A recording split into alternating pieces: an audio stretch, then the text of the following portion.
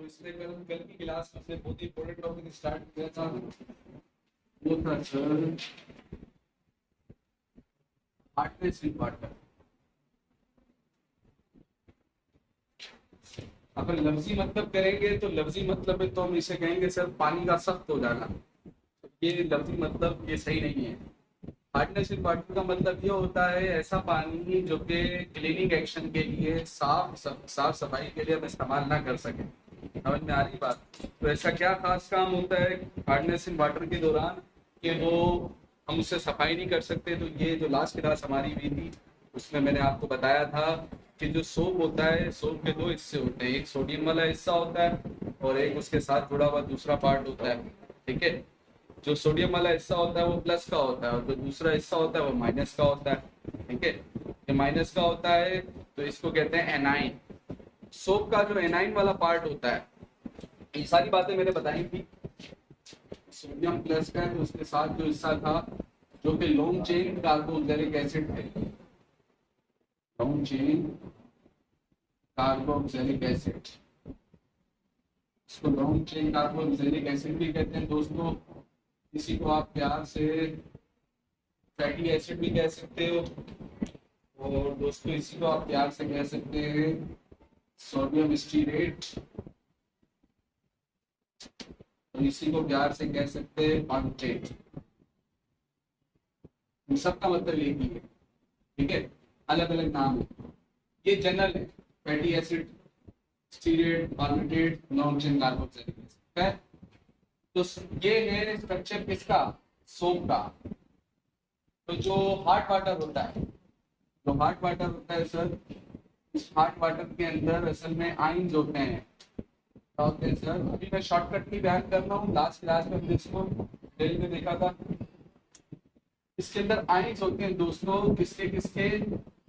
Calcium के और magnesium के। हार्ड वाटर के अंदर कैल्शियम और मैग्नीशियम के आयंस होते हैं।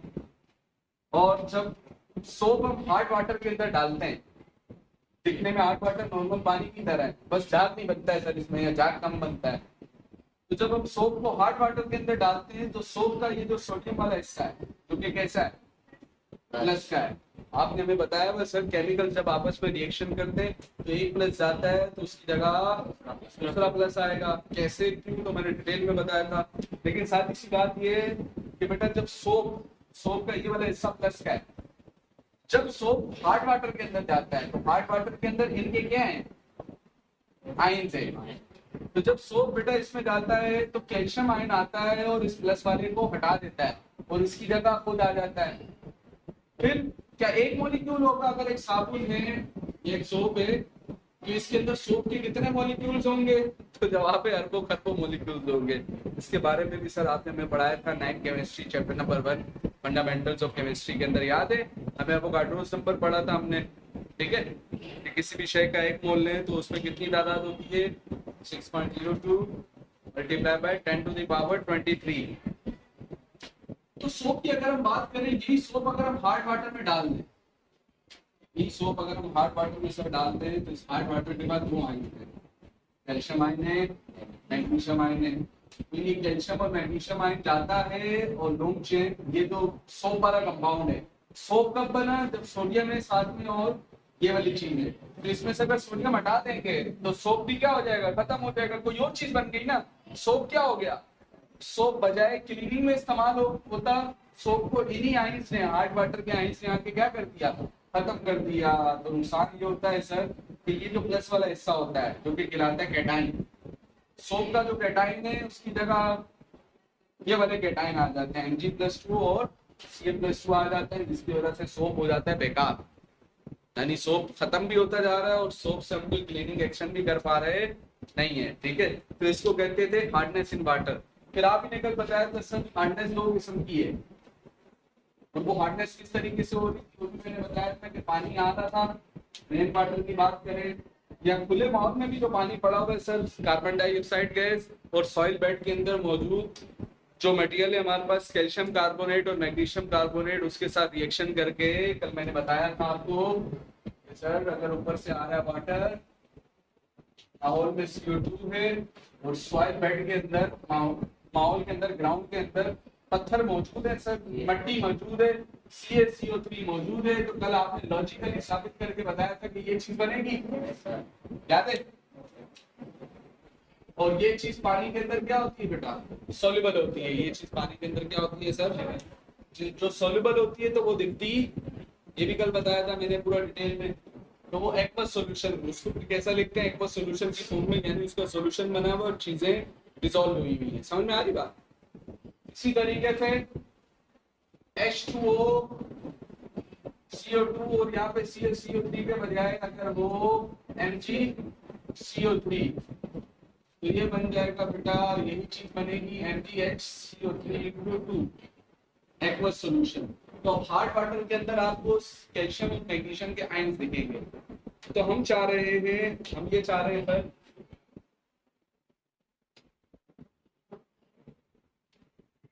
हम क्या चाह रहे हैं? हम ये चाह रहे हैं कि जो हार्ड वाटर के अंदर ये आयंस है ना, इनको हम हटा दें। ऐसा क्यों चाह रहे हैं हम? हमारा दिल कर रहा है इसलिए, क्योंकि सर ये हमारे सोप के सोडियम को क्या कर देते हैं? हटा देते हैं, यानी सोप को खराब कर देते हैं। सोप क्लीनिंग एक्शन कर ही नहीं पाता, तो इनको क्या करते हैं सर? हम हटाते हैं। फिर हार्डनेस दो किस्म की, कल मैंने बताया था। एक कहलाती थी टेम्पररी हार्डनेस, याद है? और एक कहलाती थी परमानेंट हार्डनेस। तो जो टेम्पररी हार्डनेस थी, वक्ती तौर पे, या जो कम हार्डनेस थी, उसकी अगर बात करें तो उस कम हार्डनेस के अंदर जो जिस वजह से हो रही थी, उसके पीछे जो मुख्य कारण था कैल्शियम और मैग्नीशियम आयन ही था। लेकिन वो कैल्शियम और मैग्नीशियम आयन किसमें से आ रहा था? बाइकार्बोनेट में से। किसमें से आ रहा था सर? बाइकार्बोनेट में से आ रहा था। सही है, ठीक है। तो अब अगर किसी तरीके से, यानी अगर हम ये सोचें, मैं आपसे पूछता हूँ, अगर फॉर एग्जाम्पल हमारे पास मौजूद है कैल्शियम बाइकार्बोनेट, क्या मौजूद है सर? यही कैल्शियम बाइकार्बोनेट मौजूद है। और दोस्तों अगर आगे बेटा, और अगर हम इसे करें हीटिंग, इसे क्या दें सर? हीट दें। ये जो CaHCO3 है, ये क्या है? देखो इसके साथ क्या लिखा है? एक्वस सॉल्यूशन की फॉर्म में, यानी हमारा जो पानी था ये उसके साथ जाके उसके अंदर क्या हो चुका है? डिसॉल्व हो चुका है। पानी के अंदर जो हार्डनेस पैदा कर रहे हैं वो किसके आयन पैदा कर रहे हैं? कैल्शियम के आयन, मैग्नीशियम के आयन, जो कि बाइकार्बोनेट में से निकले हैं। जो कि किस में से निकले? तो अगर सोचें, हमने पानी लिया, हम चाह रहे हैं पानी की हार्डनेस दूर कर दें। तो अगर पानी की हार्डनेस को दूर करना है दोस्तों, तो किसको दूर करना है? इसको दूर करना है। तो हमने पानी दिया, कंटेनर भरा और पानी को बॉयल करना शुरू किया। क्या करना शुरू किया दोस्तों? जब हम पानी को बॉयल करते हैं तो हम पानी को हीट देते हैं। पानी को हीट देंगे तो पानी के अंदर ये चीज भी होगी, इसको भी क्या मिलेगी? हीट मिलेगी। जब इसको हीट मिलती है तो हीट मिलने से, हमने पढ़ा था 9th chemistry chapter number 2 laws of chemical combination के अंदर, हीट देने की वजह से मटेरियल ब्रेक हो जाते हैं। ऐसा रिएक्शन जिसमें हीट देने की वजह से रिएक्शन ब्रेक हो जाए, इसको कहते हैं थर्मल डिकम्पोजिशन। क्या कहते हैं? तो दोस्तों ये ब्रेक हो जाएगा, CaHCO3 ये ब्रेक होगा, तो इसमें से एक चीज मिलेगी CaCO3। यही चीज समझो, इधर ये मिल, जब बारिश का पानी आ रहा था मिल के ये काम हो रहा था, तो अगर इसका उल्टा करना है तो ये जो आपको मिला हुआ है बारिश वाला पानी, जो कि नीचे आके मिक्स हो चुका है और हार्ड वाटर बन चुका है, तो उसी पानी को क्या करो आप? हीट दो, तो CaCO3 मिलेगा और क्या मिलेगा? CO2 मिलेगा और क्या मिलेगा? तो हकीकत में तो सर इसके साथ हार्ड वाटर भी था। इसके साथ ये हकीकत में जो कौन सा वाटर है? हार्ड वाटर है। तो हमने क्या किया? इस हार्ड वाटर को हीट किया तो हमें CaCO3 मिला, जो कि होता है सॉलिड, चूने का पत्थर, जो कि होता है सॉलिड, चूने का पत्थर। तो पत्थर जब हम पानी में डालते हैं तो वो डिसॉल्व होता, तो जब पानी भी साथ में है और पानी के साथ ये पत्थर होगा, तो ये पत्थर हमें कैसा दिखेगा? कैसा दिखेगा सर? इनसॉल्युबल। CO2 क्या होती है? CO2 होती है सर गैस, बताया था ना। और गैस के मॉलिक्यूल तो एक जगह पे टिकते हैं, तो सर ये इनसॉल्युबल पार्ट है जो कि पानी के अंदर दिखेगा और ये गैस बन के उस पानी में से निकल जाएगा। अब हमारे पानी के अंदर सिर्फ क्या है? इनसॉल्युबल चीज है इसकी, और इनसॉल्युबल चीज को पानी से अलग किया जा सकता है। कल की क्लास में मैंने बताया था किस टेक्निक के जरिए? फिल्ट्रेशन के जरिए। तो फिल्ट्रेशन के जरिए हम क्या करेंगे? CaCO3 को इसमें से क्या कर देंगे? अलग कर देंगे। तो अब हमें ऐसा पानी मिलेगा जिसमें कैल्शियम के आयन होंगे समझ में आ रही बात? ये जो अब हमने पानी को साफ किया है, ये इसकी टेम्पररी हार्डनेस हमने क्या कर दी, दूर। क्या करके दूर की? तो दोस्तों पानी को हीट देके, पानी को क्या करके, पानी को बॉयल करके हमने क्या किया सर, पानी की हार्डनेस को क्या कर दिया, दूर कर दिया। क्या लाजमी है? CaHCO3 ये भी तो हो सकता है, MgHCO3 तो वही बात है सर, हीट देंगे, यही इसी का उल्टा काम होगा, क्या मिलेगा, MgCO3। ये भी एक पत्थर है, ये भी पानी के अंदर डिजोल्व नहीं होगा तो कैसा होगा, इनसॉल्युबल होगा। CO2 क्या होगी, गैस होगी, और साथ में क्या मिलेगा सर हमें। समझ में आ रही है बात, क्लियर है? ओके, तो ये एक तरीका हो गया कौन सी हार्डनेस को दूर करने का, टेम्पररी हार्डनेस को दूर करने का। सही है, ठीक है। एक और जो तरीका है वो है इसका ट्रीटमेंट स्लैक लाइम के साथ, उसके साथ इसको ट्रीट करेंगे सर, स्लैक लाइम के साथ। अब स्लैक लाइम क्या होता है और ये कौन सा मेथड कहलाता है? एक तो ये तरीका है कौन सी हार्डनेस दूर करने का, टेम्पररी हार्डनेस। दूसरा तरीका कहलाता है दोस्तों क्लार्क्स मेथड। क्लार्क्स मेथड में हम इस्तेमाल करते हैं स्लैक लाइम को, इसको इस्तेमाल करते हैं। स्लैक लाइम क्या होता है बेटा, CaOH2 को क्या कहते हैं, ये है हमारा कौन सा वाटर, हार्ड वाटर। ये कौन सा वाटर है सर, याद है ना? तो ये हमारा हार्ड वाटर है सर, ये हार्ड वाटर हम लेके गए CaHCO3 हमारे पास मौजूद है। इसका रिएक्शन किसके साथ करवा रहे हैं, CaOH2 के साथ। तो वही काम होता है यहाँ पर। हमारा काम क्यों आसान हुआ, कि हमें क्या मिल गया, जो कि क्या होता है, और इसको हम क्या कर सकते हैं, अलग। तो यहाँ पर भी जब इसको इसके साथ रिएक्शन करवाते हैं दोस्तों, तो CaCO3 के साथ रिएक्शन करते हैं तो क्या मिल जाता है हमें, CaCO3। CaCO3 बन गया, और बाकी हाइड्रोजन जैसी चीज और HOH जैसी चीज इसके मिलकर क्या बना दिया, पानी बना दिया। नोट्स में इक्वेशन लिखी है, अलबत्ता ये बैलेंस नहीं है, उसमें गलती है। तो जो मैं यहाँ पर करवा रहा हूँ उसको जरा नोट करें कि यहाँ पर कितने Ca हैं, 2। यहाँ पर कितना है, तो कैसे करेंगे, 2 लगा दें, ठीक है। CO3 यहाँ पर कितने, 2। CO3 यहाँ पर कितने, बैलेंस है। H कितने, 2। यहाँ पर भी H कितने, 2। तो 2 और 2 कितने हुए, इस तरफ H कितने, 2। 4 कैसे करें, 2 लगा दें, 2 वन 2 ऑक्सीजन ये, और 2 ऑक्सीजन आप बोलो को इधर भी तो है। इसको मैंने अलग से CO3 के फॉर्म में क्या कर दिया है, कैलकुलेट कर दिया है।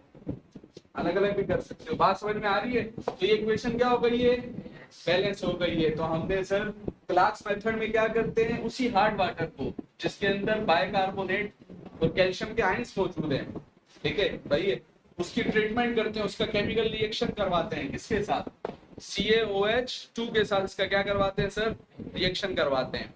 तो फिर हमें इसके क्या मिलते हैं भाई, ये कैसा होता है, इनसॉल्युबल होता है।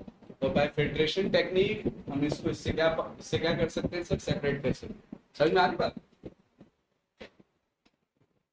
इसी तरीके से आप चाहें तो लाजमी है कि पानी में कैल्शियम के आयन हो सकता है, बाइकार्बोनेट के साथ कौन हो सकते हैं। ट्रीटमेंट तो हमने किसके साथ करवा रहे हैं सर, स्लैक लाइन, जो कि क्या है, CaOH2। तो आप जरा समझते हैं दोस्तों, देखो इधर ये कैल्शियम गया था एक CO3 के पास, देखो CO3 कितने थे, 2। समझो जरा, CO3 कितने थे, एक Ca आया इस CO3 के पास, तो क्या बनाया, एक CaCO3। लेकिन एक Ca यहाँ पर भी है, और इधर कितने CO3 थे, तो एक तो इसके पास चला गया और एक CaCO3 के साथ मिला, तो कितने CaCO3 मिले थे, क्योंकि एक यहाँ से आया था और एक। अब के बाद अगर आप सोचें तो एक Ca गया इस CO3 के पास, तो क्या मिला सर, CaCO3। क्या मिल गया, CaCO3। सिर्फ इतना ही नहीं सर, CaCO3 के पास गया CaCO3 और MgCO3 के पास तो MgCO3। सर ये Mg के साथ CO3 आ रहा है, 2 क्यों नहीं आ रहा, मैंने बताया था ये 2 बॉन्ड बनाता है, और CO3 भी कितने बॉन्ड बनाता है, 2 और 2 बनाते हैं, तो एक ही आएंगे। ये कैसे, क्यों, तो 9 केमिस्ट्री में भी बताया था, मेट्रिक केमिस्ट्री में भी शॉर्टकट इसके दिए मैंने आपको। CaCO3 के साथ मिला, MgCO3 के साथ मिल गया, ठीक है। बाकी बचा यहाँ पे हाइड्रोजन जैसी चीज और यहाँ पे OH जैसी चीज, क्या बन गया भाई, HOH के साथ मिला, क्या बन गया आपको। अब देखते हैं क्वेश्चन बैलेंस है कि नहीं। तो देखो CO3 कितने, 2, यहाँ पर भी CO3 कितने, एक Mg एक Ca, एक Mg एक Ca, H कितने, H कितने, यहाँ पर 2 है तो 4 कैसे करें, 2 लगा दे तो 2 अंदर 2 ऑक्सीजन और ये भी कितने ऑक्सीजन, 2। ये इक्वेशन बैलेंस है। अलबत्ता सर ये दोनों के दोनों सॉलिड होते हैं और ये क्या होते हैं, तो फिल्ट्रेशन के जरिए इनको क्या कर सकते हैं, इस तरीके से हम टेम्पररी हार्डनेस को क्या कर सकते हैं, रिमूव कर सकते हैं। नोट करें थे बस। तो ये हमने कौन सी हार्डनेस दूर की है, टेम्पररी हार्डनेस दूर की।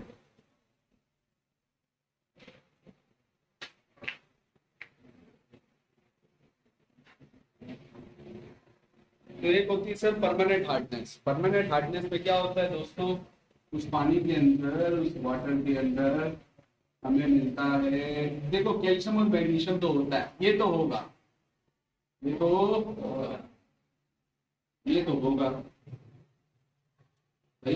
अगला सवाल पैदा होता है इनके साथ क्या होगा, ये तो शेर बन गया, ये तो होगा। अगला सवाल पैदा होता है इनके साथ क्या होगा, तो इनके साथ होगा सर Cl2 या इनके साथ होगा सर SO4 सल्फेट। याद है कल मैंने बताया था। तो chlorides of calcium and magnesium and sulphates of calcium and magnesium are the मुख्य कारण, main culprits, main reason behind the permanent hardness of water. पानी की परमानेंट हार्डनेस के पीछे ये भी एक मेन रीजन में शुमार होता है, ठीक है। तो यही 2 चीजें। अब हमने क्या करना है, अपने पानी को ऐसा ट्रीट करना है कि पानी में से क्लोराइड और मैग्नीशियम के आयंस क्या हो जाए, निकल जाए, ठीक है। ओके, तो अब अगर हम बात करें सर परमानेंट हार्डनेस की,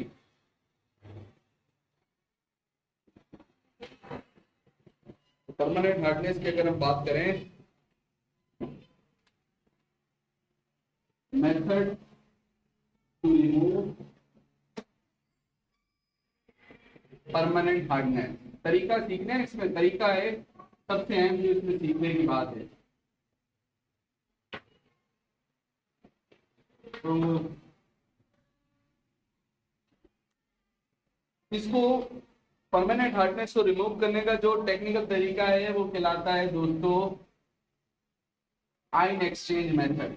क्या कहलाता है, इसकी साइंस को समझना है, क्योंकि जो मैं तरीके बताऊंगा आयन एक्सचेंज मेथड के अंदर मैं आपको 3 तरीके बताऊंगा और आप देखेंगे कि तीनों के तीनों तरीकों का मतलब एक ही है। अभी जरा समझना उस बात को, वो ये सबसे मेन बात है। Ion exchange method, love exchange का मतलब क्या होता है भाई, तब्दील करना ना। अक्सर कोई चीज लेके आते हैं, पसंद नहीं आई, बोला भाई क्या कर लो, एक्सचेंज कर लो। या अक्सर ऐसा होता है, एक चीज हम लेके आए, एक चीज हमारा दोस्त लेके आया, तो मुझे दोस्त की चीज पसंद आ गई और दोस्त को मेरी चीज पसंद आ गई, तो हम क्या बोलेंगे भाई, हमारी वाली आप ले ले और अपनी वाली हमें दे दें, क्या कहा है, ठीक है। तो आयन एक्सचेंज मेथड में क्या होता है, आयन का एक्सचेंज होता है। क्या होता है सर, कि अगर थोड़ी देर के लिए सोचें, हमारे सोप को, हम अपने सोप को सोचें, दिमाग से सोचना, बड़ी टेक्निकल बात है। हम अपने सोप को सोचें तो उसमें सोडियम था और साथ में सोडियम का एक पार्ट था, याद है ना, sodium stearate, long chain carboxylic acid, fatty acid, याद है। सोप के अंदर यही चीज थी।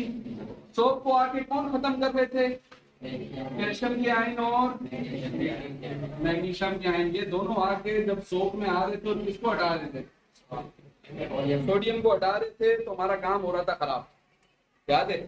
लेकिन थोड़ी देर के लिए सोचें, थोड़ी देर के लिए सोचें, ये चीजें कहां से आ रही थी, तो ये थी हमारे कौन से वाटर के अंदर, चलिए। तो अब के बाद अगर हम हार्ड वाटर का ट्रीटमेंट करवाएं कोई ऐसी चीज के साथ जिसमें सोडियम हो, इसके साथ, तो सर मसला क्या हो रहा था, भूलना नहीं, साइंस को समझना है, जो पीछे साइंस है। साइंस वही थी जो आपने मैं बताई थी कि सोप का ये प्लस वाला हिस्सा है, सी भी प्लस का और एन भी कहता है। तो सर ये प्लस का आता था, इस प्लस वाले को भगा देता था, ऐसा ही है ना।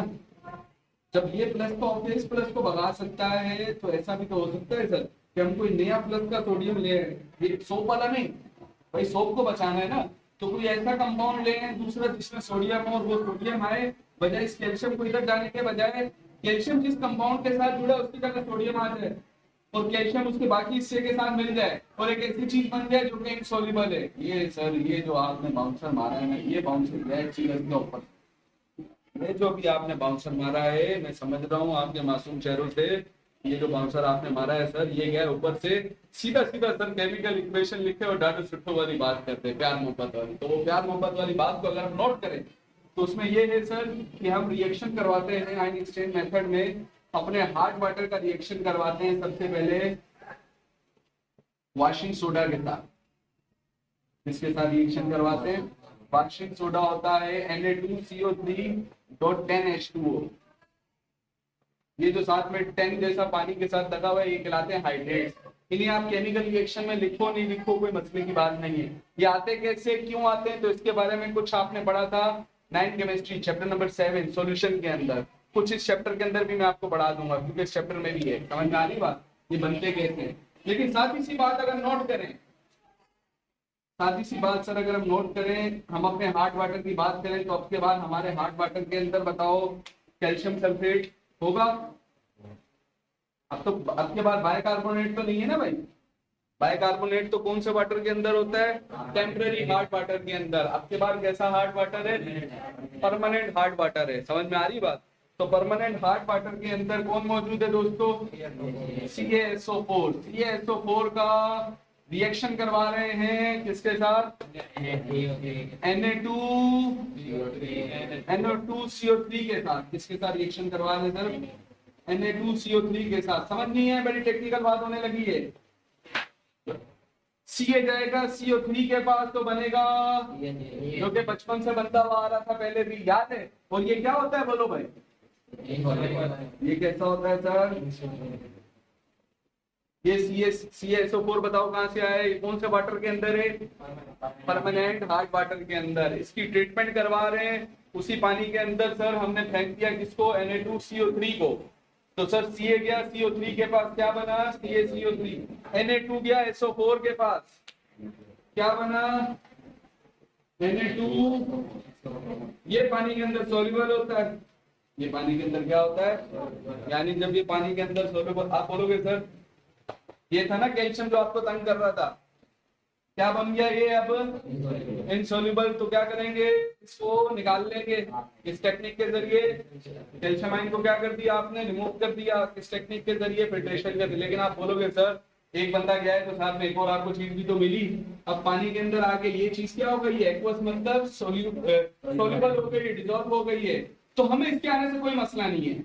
जब आप बोलते रहोगे तो आपके बोलते से हम मान लेंगे सर, जो भी आप बोलते रहोगे। मैं समझ रहा हूँ आपके दिल से ऐसी आवाजें आ रही हैं। तो इल्मी और अकल की बात ये है सर कि ये Na2SO4 की अगर हम बात करें तो अगर ये एक्वस है तो इसका मतलब पानी के अंदर जब ये डिसॉल्व होगा तो सोडियम आयन मिलेगा और SO4- को आयन मिलेगा। हमारा सोप खत्म इसलिए हो रहा था। एक और आपको टेक्निकल बात बताएं, ये जो सोप होता है, बहुत सारे सोप ऐसे हैं कि उनके साथ, ये मैंने आपको बताया था ना, सोडियम होता है तो साथ में सल्फेट ग्रुप भी होता है। तो सल्फेट ग्रुप आके इस सोप के सल्फेट को हटा भी दे तो कोई मसले की बात। लेकिन साथ सी बात यह है कि हमारा सोप इस केस में जो हमें दिया हुआ है, इस केस में हमारा सोप खत्म क्यों हो रहा था, क्योंकि सोप का सोडियम आयन जा रहा था और उसकी जगह तो सर कैल्शियम आयन को तो हमने ठिकाने लगा दिया है, उसको तो देख लिया है।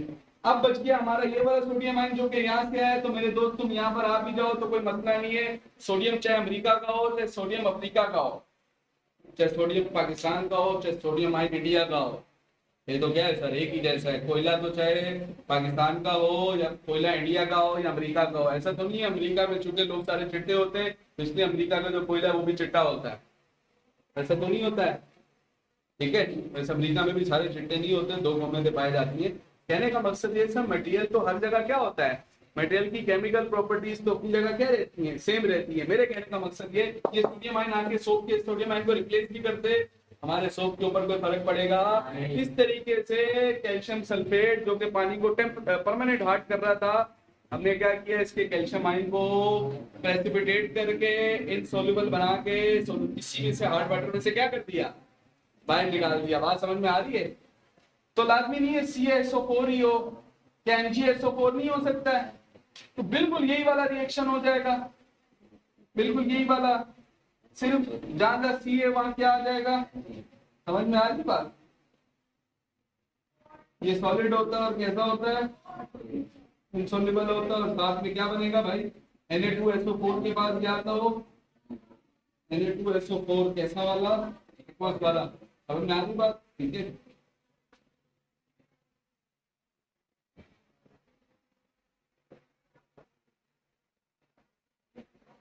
अब जो बात गौर करने की दोस्तों वो ये है कि सर CaSO4 MgSO4 और भी कुछ चीज होती थी ना, बताया था भाई। हार्ड वाटर के अंदर, परमानेंट हार्ड वाटर के अंदर CaCl2 भी तो हो सकता है। तो सर अगर CaCl2 हुआ और उसका रिएक्शन करना है किसके साथ, Na2, तो फिर क्या होगा, तो देख लेते हैं, सुन लो मेरी बात। Na एक बॉन्ड बनाता है, देखो इधर क्या था पता है, इधर Na कितना बॉन्ड बना रहा था, Na एक बनाता है, लेकिन Na आए कितने, समझ में आ रही है बात? Na क्यों एक बनाता है, मैंने पिछले क्लास में बताया हुआ था, ठीक है। तो Na एक बनाना चाहता है और SO4 कितने बनाता था, 2। तो इसलिए SO4 के मुकाबले में Na को कितनी दफा आना पड़ा था, समझ में आ रही बात? इधर देखें दोस्तों, Na दोबारा एक ही बॉन्ड बनाता है और Cl भी कितना बॉन्ड बनाता है, एक। Cl कितना बॉन्ड बनाता है, एक। अलबत्ता कैल्शियम कितने बनाना चाहता है, 2। कैल्शियम पे क्या चार्ज होता है, +2। Cl कितने बनाता है, एक। तो अगर कैल्शियम से रिएक्शन होगा तो Cl को 2 बॉन्ड बनाने के लिए कितनी दफा आना पड़ेगा, इसलिए यहाँ पे Cl कितनी दफा आया। हकीकत में तो एक Cl कितना बॉन्ड बनाता है, एक, और एक Na भी एक बॉन्ड बनाता है। तो एक Na एक Cl के पास गया तो NaCl के साथ मिला तो क्या बन गया।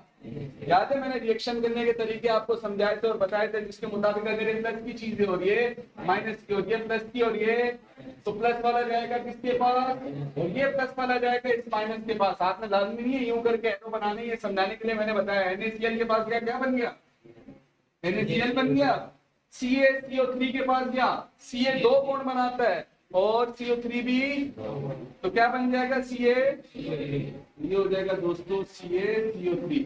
अब अगर हम सोचें तो 2 Na 2 Cl के पास, एक Na एक Cl के पास गया, एक NaCl, 2 Na 2 Cl के पास गए, तो समझ में आ रही बात, एक Ca एक Ca एक CO3, और इक्वेशन क्या है सर, बैलेंस। थोड़ी देर के लिए अगर हम सोचें, थोड़ी देर के लिए सोचें तो CaCO3 तो क्या होता है, सॉलिड होता है, और कैसा होता है, इसको क्या कर सकते हैं हम, सर ये तो फिर भी बचा ना, नमक तो पानी में क्या हो जाता है, मिक्स हो जाता है ना सर। तो नमक में से आयन कौन सा निकलेगा, सोडियम आयन। सोडियम आयन हमारे सोप के लिए हानिकारक, समझ में आ रही है बात, ठीक है।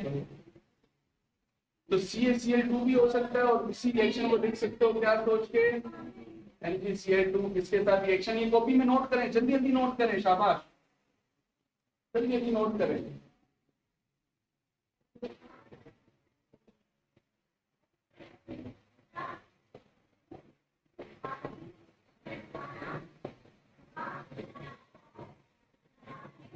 ये जो आयन एक्सचेंज मेथड है, ये पूरा एक तरीका है। इसके अंदर ये मैं पहला तरीका आपको बता रहा हूँ, इसके 3 तरीके हैं।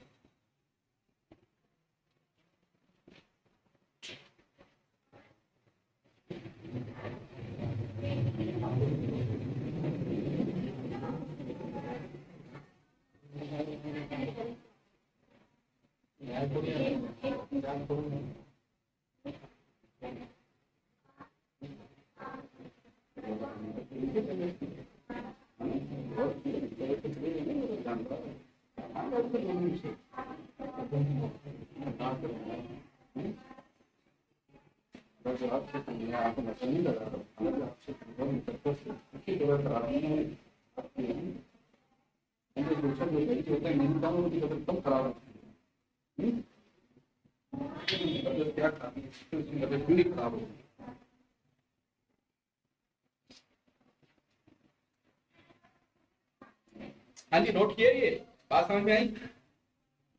तो क्या हो रहा है यहाँ पर, आयन एक्सचेंज क्यों कह रहे हैं इसे दोस्तों, क्योंकि इसके अंदर ये जो कैल्शियम आयन है ये एक्सचेंज हो रहा है, इसकी जगह कौन सा आयन आ रहा है, Na आयन आ रहा है ना, देख रहे हो। इसमें भी देखो ये मैग्नीशियम आयन एक्सचेंज हुआ और इसकी जगह कौन सा आयन आ गया, तो क्या बन गया Na2। इसलिए कौन सा मेथड कहलाता है, आयन एक्सचेंज मेथड कहलाता है। ठीक है,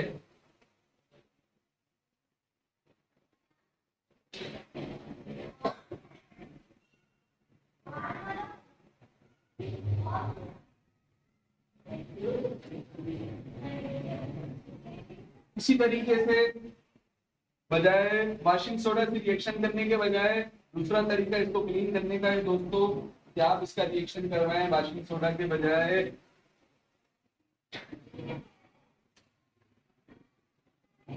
कॉस्टिक सोडा से। कॉस्टिक सोडा किसे कहते हैं, तो कॉस्टिक सोडा कहते हैं दोस्तों NaOH को क्या कहते हैं। ठीक है,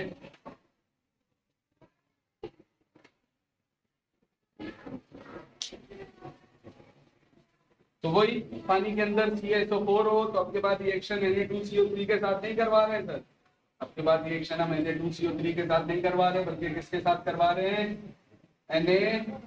तो जरा समझते हैं यहाँ पर देखेंगे, वही बात हम जानते हैं Ca+ का SO4- का Na+ का OH कैसा कैसे क्यों, ये सारी चीजें पढ़ी हुई हमने। ये प्लस का क्या किसके पास, तो वही Na जाएगा SO4 जैसी चीज के पास तो क्या बनेगा Na2।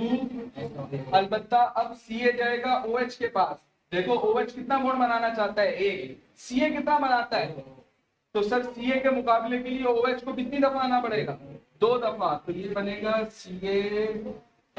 CaOH। समझ में आ रही बात, क्योंकि ये 2 बॉन्ड बनाना चाह रहे हैं और OH 1, तो OH कितने आएंगे 2, ताकि इसके साथ कितने बॉन्ड बना लें, 2 बॉन्ड बना लें। और ये क्या होता है दोस्तों, इनसॉल्युबल होता है।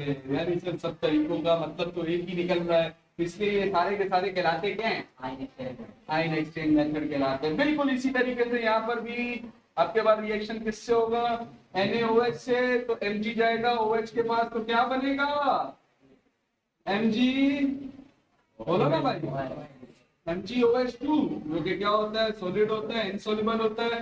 फिल्ट्रेशन के जरिए क्या कर सकते हैं, सेपरेट कर सकते हैं। बिल्कुल इसी तरीके से Mg गया, Mg जाएगा OH के पास, ये हो गया, और Na गया SO4 के पास तो बन जाएगा Na2SO4। अलबत्ता अगर आप देखें तो आपको इक्वेशन बैलेंस नहीं दिख रही, आपने बहुत किया लेकिन मैंने गौर किया और मुझे पता लगा कि यहाँ पे Na कितने, यहाँ पर कितने, 1। तो कैसे करें, 2 लगाएं, Na हो गया 2, Na हो गया 2।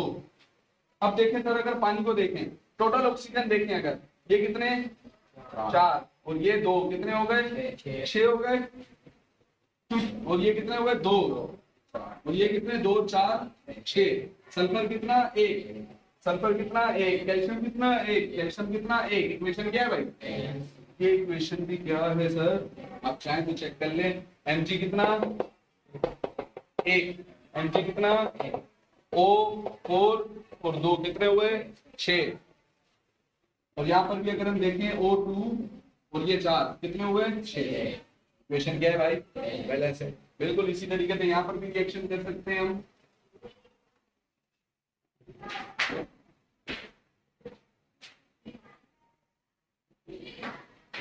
तो हमने कहा सर आपके पास CaCl2 जो कि हार्ड वाटर के अंदर है, इसका रिएक्शन करवा रहे हैं किसके साथ, NaOH के साथ। किसके साथ करवा रहे हैं, ठीक है।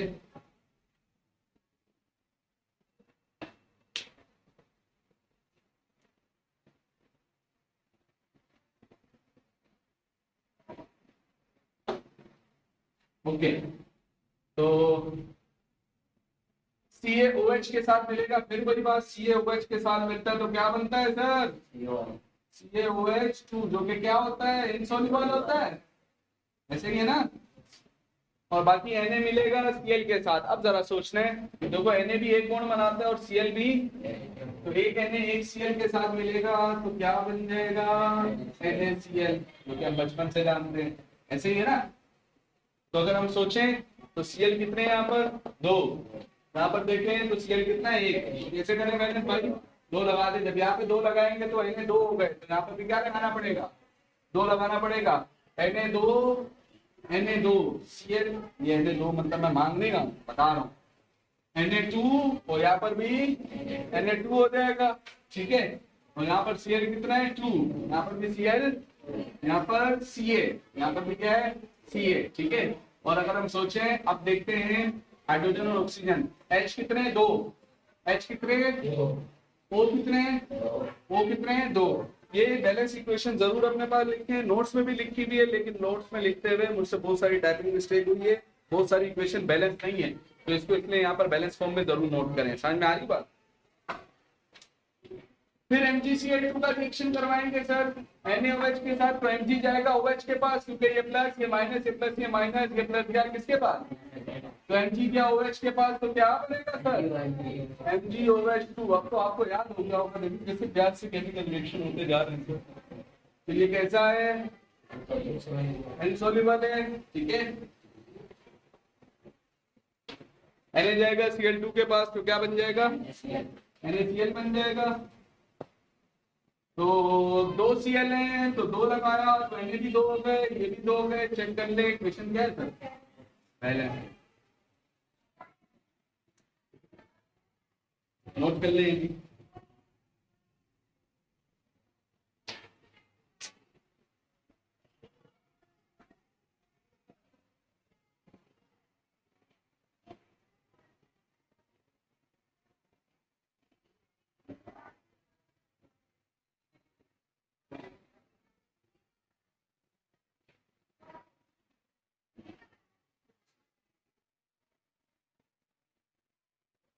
ठीक है।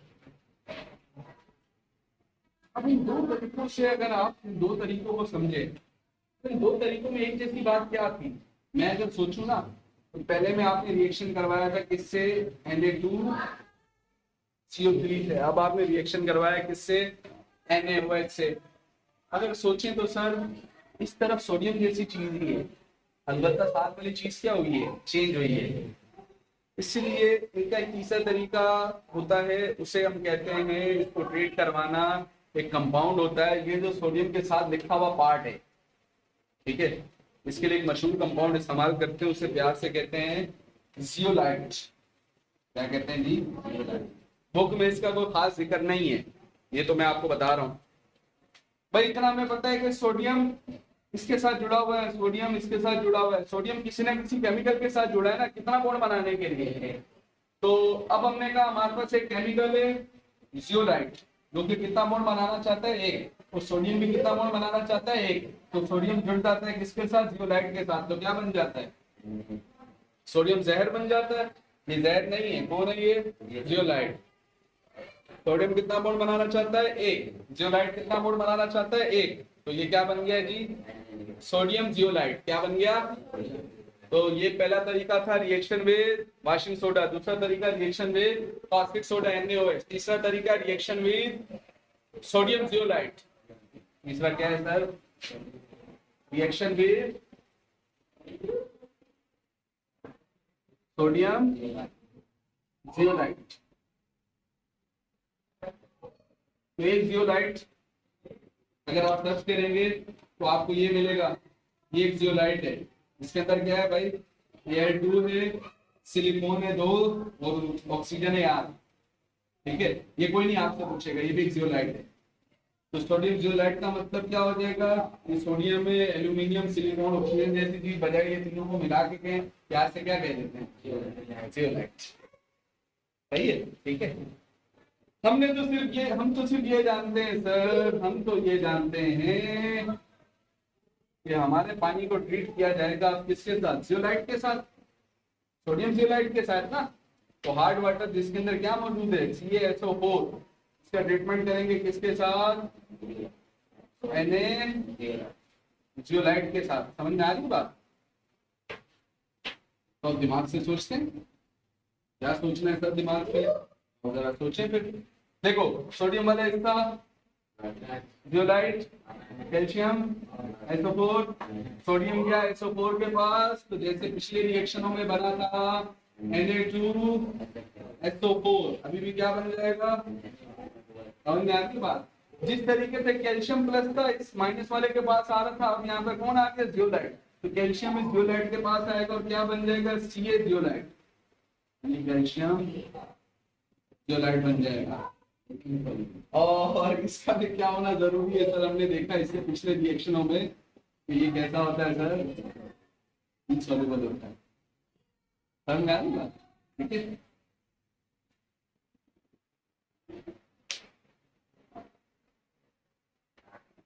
तो इन सब के रिएक्शन करवा सकते हैं इसी तरीके से। मैंने एक लिखा है नोट्स में भी, एक एक दो दो बयान किए, यहाँ पे मैंने चारों बयान कर दिए। भाई सब में काम क्या हो रहा है, एक जैसा हो रहा है, लेकिन अलबत्ता बंदा कंफ्यूज हो जाता है, इसलिए कंफ्यूज नहीं होना। चलो सारे बयान कर दूं मैं आवाम की पुरजोर फरमाइश पे। फिर रिएक्शन किसके साथ है सर, सोडियम जियोलाइट, तो Na गया SO4 के पास, Na2SO4 हो जाएगा, और कैल्शियम गया, सॉरी मैग्नीशियम गया जियोलाइट के पास, तो क्या बन जाएगा, बोलो ना, Mg जियोलाइट, जो कि कैसा है, सॉलिड है और इनसॉल्युबल। समझ में आ रही बात? यहां पर भी रिएक्शन हो जाएगा सोडियम जियोलाइट के साथ,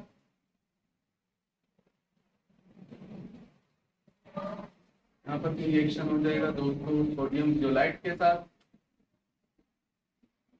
कैल्शियम जियोलाइट के साथ मिला, ये हो गया कैल्शियम जियोलाइट, और सोडियम क्लोराइड के साथ मिला तो 2NaCl। ठीक है, फिर ये मिला Mg जियोलाइट के साथ, तो Mg जियोलाइट NaCl के साथ मिला तो 2NaCl। समझ में आ रही बात? तो इस तरीके से ये हो जाएगा। तो अगर आपको कहा जाता है, ये भी वैसे यहाँ तक आके हार्डनेस और वाटर का टॉपिक खत्म। आपने देखा होगा 2 क्लासें हमारी इसके ऊपर लगी हैं, और आप पास्ट पेपर उठा के देखेंगे तो बोर्ड के एग्जाम में सर इससे रिलेटेड लॉन्ग सवाल आए। यही इस चैप्टर का सबसे बड़ा टॉपिक था। समझ में आ रही बात? अब अगर आपको कहते हैं वैसे यहाँ पर आगे टॉपिक खत्म हो गया है, मैं आपसे पूछूं कि बताओ सोडियम जियोलाइट अहम है कि नहीं? सोडियम जियोलाइट कोई अहम चीज है, बेकार चीज है? अहम है तो क्यों अहम है, बेकार है तो क्यों बेकार है, आप बताएं। सोडियम जियोलाइट अहम चीज है या बेकार चीज है, और अगर अहम है तो क्यों अहम है, और बेकार है तो क्यों बेकार है?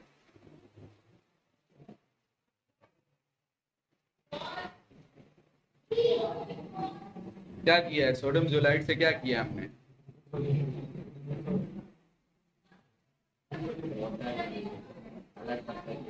सर हार्ड वाटर के इन कंपोनेंट्स को क्या कर दिया है, यही किया है ना, यानी परमानेंट हार्डनेस को क्या कर दिया हमने, दूर कर दिया। जहां साबुन जाया और था, अब उस पानी के अंदर साबुन जाया नहीं होगा, क्योंकि कैल्शियम मैग्नीशियम आयन आपने निकाल दिए। ऐसे ही है ना।